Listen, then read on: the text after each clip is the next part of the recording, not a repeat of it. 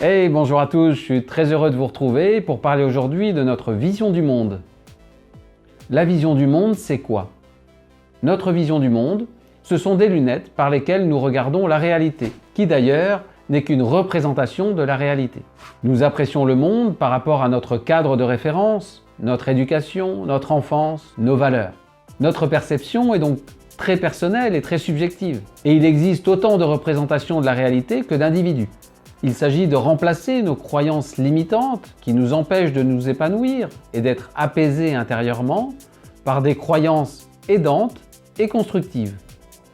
C'est quoi le but? Prendre conscience que j'ai ma propre vision du monde et que chacun a la sienne permet déjà de prendre du recul dans la relation à l'autre. Justement, le but est d'avoir les meilleures relations possibles avec l'autre, de mieux se comprendre, de mieux vivre ensemble et de mieux travailler ensemble. Découverte extraordinaire, l'autre est différent.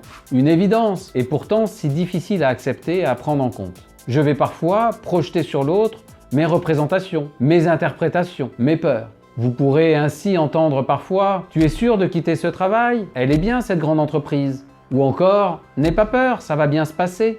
Ces remarques, faites pourtant avec beaucoup de bienveillance souvent, nient votre propre vision du monde ainsi que vos émotions.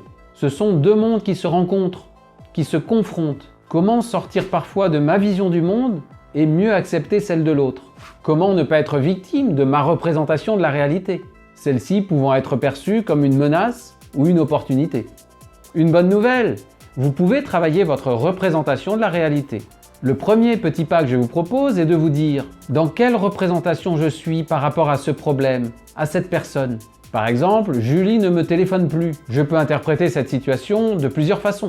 Posez-vous la question, ce que je pense de cette situation, est-ce que cela réduit, élargit ou ferme mes possibilités?